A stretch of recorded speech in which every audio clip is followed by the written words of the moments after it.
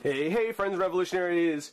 Still a little congested, but definitely wanted to go ahead and, before the Sorceress, Fisto, Photog, and Shadow Weaver come out, I wanted to go ahead and knock out some of the last of the single-carded figures from the Master Universe Classic series that have been coming out, and we're finally going to get a look at Battleground Evil-Lyn and Demo Man. Not necessarily back-to-back, I'll try, but not necessarily back-to-back. Not on my fault. These figures were scheduled for the end of December. They got delayed. I didn't get mine until almost the end of January. So here we are near the middle to end part of February. Okay. Again, want to get these done before some of the big characters are coming out. Looking at the shipping package for Evil-Lyn. Oh, and for those of you, oops, haha. For those of you still waiting on Hordak, he's coming.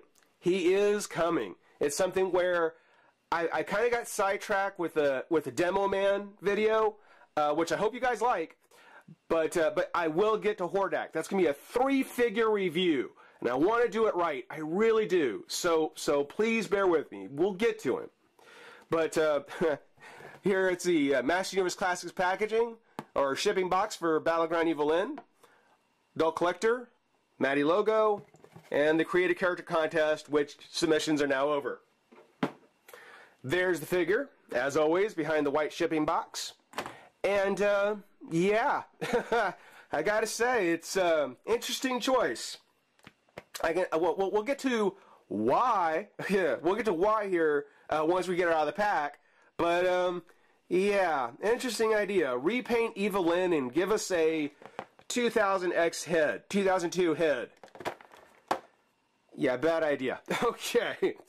But in the packaging, we've got the Master Universe logo at the top. Great lightning bolts with the brick pattern that goes all the way into the background. Really, really nice. Air holes on this side. Got that really great dimple. And then Battleground Evil-Lyn, Evil Witch of Eternia. Yeah. It's not really what they talk about in the bio. Here on the top of the card, of course, you know, other evil warriors, other Skeletor's minions, Merman, Beastman, Trapjaw, Scareglow, Skeletor, and the Battleground Evil-Lyn. Why the Faceless One is not here, I'm not sure, but we'll talk about.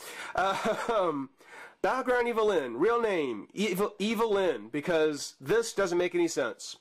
Cast aside by her secret husband after his transformation, Evil-Lyn sent their wait, hold on. Hold on here. Cast aside by her secret husband after his transformation. Was she married to Kronos? Was she married to Trapjaw? Or was it Prince Adam? I bet you it was Prince Adam. Yeah, that makes sense. Evil-Lyn sent their infant son into the future and plotted to overthrow Skeletor by releasing his enemies from their dimensional prison. Okay, so... Wait, what? Evil-Lyn sent their infant son into the future and plotted to overthrow Skeletor. You know, this is getting to be a little redundant. I mean, really. I mean, this is actually... This is stupid. It's something where, okay, well, I understand now why the Faceless One isn't on here, because that's the same story that was in his. He made a boo-boo, he went to Hero, he had his daughter sent to the future. Evil-Lyn, she goes, she sends her son into the future. I mean, that works once. And that barely worked. I mean, that barely worked. The only reason that worked because it was the Faceless One and we didn't know who he was. Evil-Lyn, that doesn't work. I'm sorry, it doesn't work. And if we keep sending well, never mind, get over it. By releasing his enemies from the dimensional prison. Okay. In a series of I love this line. In a series of miscalculations, she helped free the Snake Men, Hordak, and Gygor, increasing her adversaries 3-fold. Well, wasn't that the point? Didn't you just say in the previous sentence that it was her plan to free his enemies from their dimensional prison? Wasn't that the whole idea? What kind of missteps did you make that accomplished your goal. I mean, isn't that what you were trying to do? And if your goal is the same as Skeletor's, and that's to get the powers of Grayskull and, you know, take over, well then, didn't you just increase your enemies, your own enemies fourfold? I mean, now don't you have to deal with the Snake Men, Hordak, Gygor, and Skeletor? Because he's not going to be very friendly with you after what you did. So, that was just stupid. You did what you meant to, but you said it was a mistake. Did you realize it was a mistake after you realized that it didn't put you in a very good spot either? I mean, somebody, please, you know, fire this writer. Increasing our, let's see, after Randor and Miro returned from Despondos, the Three Towers rose and Evil-Lyn found herself again alive with Skeletor. Okay, well, all right, well, you got to deal with him, I guess. I mean, after all, I mean, well, we'll get to that later. Still can't laugh too hard. That's not how it happened, by the way. Anyway. Let's see here. The second battleground. At the end, defeated and stripped of her power by the new Sorceress of Grayskull. There was no new Sorceress of Grayskull. Evil-Lyn used the cosmic key and the power of the central tower to return to the future, to find a new life for her long-lost child, the son of Skeletor. The son of Skeletor. What? No. It would be the son of Keldor. Because if that was her secret husband, which if it was, I don't know why. Well, I do know why, because it's stupid. But it's something where if it was her secret husband who discarded her after he transformed, well then it was Keldor she was married to, and it's the son of Keldor, not the son of Skeletor. Somebody needs to go back to high school health. And as far as all the rest of this, as far as, you know, going back to, returns to the future. She returns to the future. When did she go to the future in the first time? They're not talking about when the Faceless One sent her into the future as a child, because she never came back from that. So she can't very well go back to where she didn't come back from. So she goes to the future again. So she goes to the future from her father sending her to the future, and in the future again to go to her son. This doesn't make any sense. This bio makes no sense. The whole bio is very badly written. With the only point of it is to write that one line at the end, the son of Skeletor, and even that's wrong because it's the son of Keldor. Somebody fire this writer. We'll go ahead, pop the figure out of the pack, talk a little bit more about why we have this figure in the first place. Be right back. Alright guys, sorry about that rant. Sorry about that. I have such a passion for these bios and for these stories because these bios are official story. They're steering the series. And honestly, I've just got such a passion for it that, yeah, I apologize. I don't mean to go too far, but wow. Okay, so getting to the figure, finally. Yes, I'm here. We're taking a look at her. Without a doubt, the two biggest differences with this Evil-Lyn and the one that we've gotten so far is that, obviously, she now is no longer yellow. She's not in a regular skin tone either. They've given her kind of this chalky, kind of white color. It's very pale, almost vampiric kind of look. Not really my cup of tea, but again, with the head that they put on, it was their attempt to give people a 2000X or 2002 Evil-Lyn. And for people who might be wondering why they chose the 2002 Evil-Lyn to do, as opposed to the Filmation, because actually the Filmation Evil-Lyn would have made more sense. It would have made more sense for them to do this costume in the Filmation colors, because this is the same type of outfit she had, and give her kind of the more regular skin tone. So the skin tone isn't the reason for doing this Evil-Lyn. Doing a non-yellow Evil-Lyn had nothing to do with it. That's not what this is about. I'll tell you when we get to it. But yeah, I mean, the color's consistent. Again, you can see kind of that very pale, chalky kind of color. they essentially took the same head, took off her helmet, and then sculpted in kind of this flyaway hair.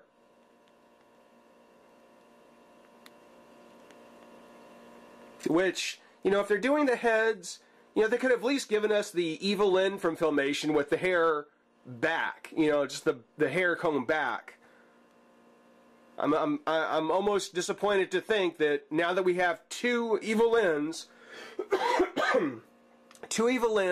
and then this particular body now being used, or this body now being used, what, 4 times? This is now the 4th time we've gotten this outfit. You know, we probably will not see a Filmation Evil-Lyn. It'll be quite surprising if we do. I would like to see her. I've got my Minicom version, the yellow Evil-Lyn, so I'm happy. We did not need this. Mattel needed this. We didn't need this. One thing they changed is they did go ahead and give her Catra's open hand, trying to give it kind of a magical open hand sort of thing. And it's worth pointing out that unlike Catra, this hand is much more rigid. Something where I don't know if they just caught enough complaints about Catra's hand, or if they just went ahead and made one a little bit more rigid, but yeah, they went ahead and swapped out the Evil-Lyn hand, the original Evil-Lyn hand, in favor of the open hand for Catra. Nice touch. I like when they do that. That's nicely done. I really do like that. Well, taking her cape off, because capes don't make all characters cool, and I don't think it helps this figure that much. You might disagree, but I don't really care much for the cape on this Evil-Lyn. So this will go, well, we'll have to, I'll have to wait and see. It may stay on there because that's the way she was intended, even though I don't quite like it. Again, I like the Evil-Lyn. I like the Evil-Lyn character. It's something where, you know, even with this head, I still think Evil-Lyn is pretty awesome. Always have. So being Evil-Lyn, you know, makes up for a lot. She definitely gets points just for being Evil-Lyn. The costume, the paint on the costume, not bad. You know, kind of the ram horn thing on her chest. It's painted pretty well. A little bit of overpaint here at the top, but not much. I'd say the biggest paint application issue is on her belt. You can kind of see how the machine, or whatever it was that was doing it, it's all lined up pretty well here. And then once you get to these last couple on the left-hand side, yeah, they start to go a little off center, and eventually you get this right here.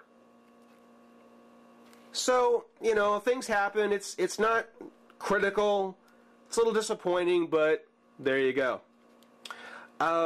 Being that this is the same mold used for the original Evil-Lyn, Tila, the Green Goddess, something where the articulation's all the same.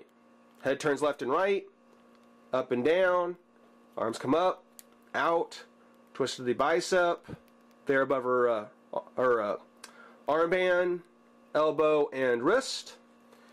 There is a twist at the waist, no crunch. They didn't use the new bodies. Well, the new bodies don't have crunches either, actually. But got the twist. Leg comes up, out, twist of the thigh, knee, boot, and foot, which is actually pretty tight. There we go, and the swivel. In the way of her accessories, along with the cape, she does come with a second head.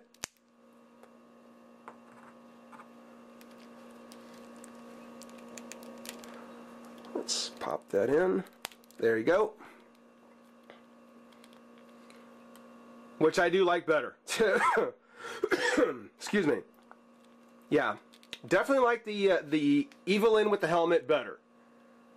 It definitely is more of a Filmation look, though the colors are completely wrong. It's certainly more traditional looking Evil-Lyn. I love the color at the top with the purple. The silver looks very nice.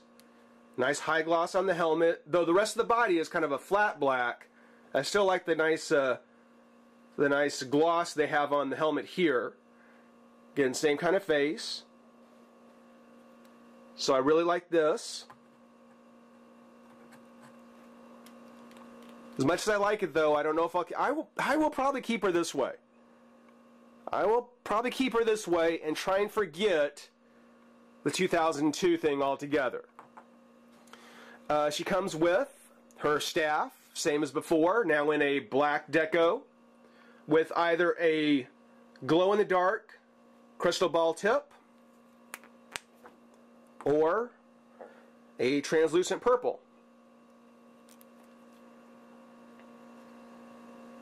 Whichever you may choose.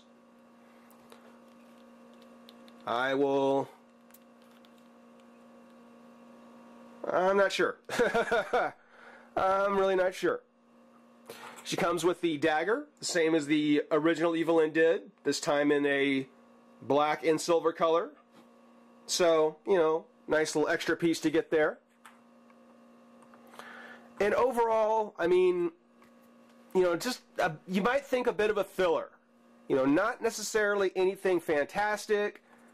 You know, not bad. It's a repaint. It's a variant. You know, you could leave it at that. But we're not. Because that's not why this Evil-Lyn was made. I mean, you can make the argument that, you know, this was just the variant, and it was just a chance for them to, you know, grab an extra $20 off, well, $22 now, from folks. But the fact of the matter is that this Evil-Lyn had to get made. This Evil-Lyn had to get made. The reason for that is because before her, the Evil-Lyn we had, the correct Evil-Lyn, was this one. And the cape is actually something I found myself, which actually does work.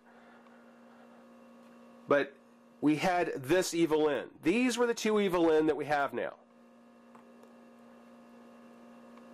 Now, this Evil-Lyn, the vintage version Evil-Lyn, the true classic Evil-Lyn, this one is keeping to their promise to stay true to the original vintage line and just update with new articulation and just make newer versions of. Exactly what they promised. What they did, and is also fine with me, I'm going to set this one aside just for a second, was they started to do kind of classic treatments on 2002 characters. And that was fine with me. It was perfectly fine with me. They did the faceless one. Now, I did not bring in Evil-Lyn when I did the review of the faceless one because they don't go together. These two figures do not go together. Anyone who puts these two together, they don't go together. Obviously, they don't go together. The Evil-Lyn, the faceless one, well, Evil-Lyn was never conceived, or when she was put together, the faceless one was never in the picture. This figure, this character design, had never been conceived of when this figure was originally being put together. And if it had, certainly not in this version. These two do not go together. Okay, I know some of you who want to pose them together and put it on camera. You know, these don't go together.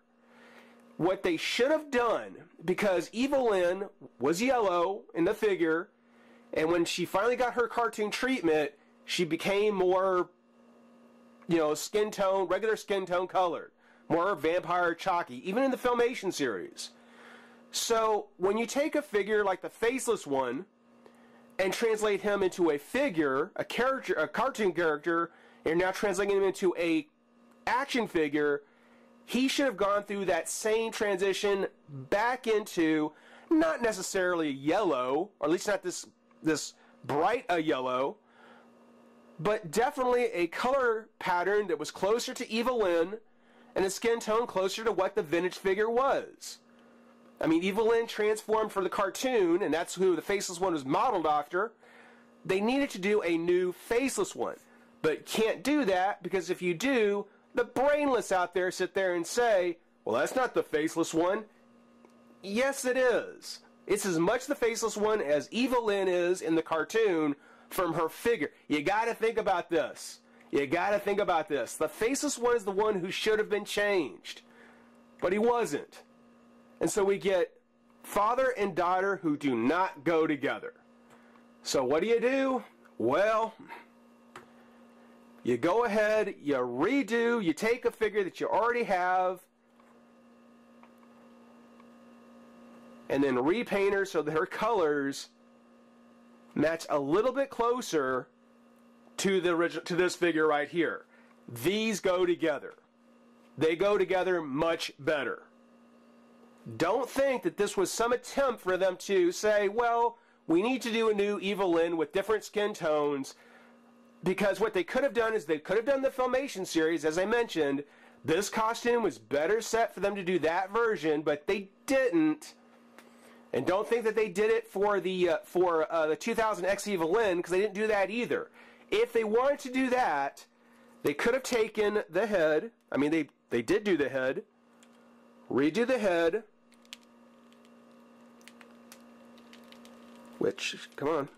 There we go. Redo the head. And then just like the faceless one's armor, the whole top part of his armor here is connected to the cape. They could have taken her cape, redid the whole front that hangs off the cape, and create the 2000X armor, or at least a closer version of it, to go with it, to be exact. They didn't do that either. They took the shortcut, they retooled the head, they repainted the figure, they added a cape. But the reason for it is not to make a skin tone Evil-Lyn. It's because they needed a figure that made sense to go with the faceless one, because that's how the story goes. That's the way I see it. I could be totally wrong, and if I am, I'm sorry, but I can't help thinking that this was just,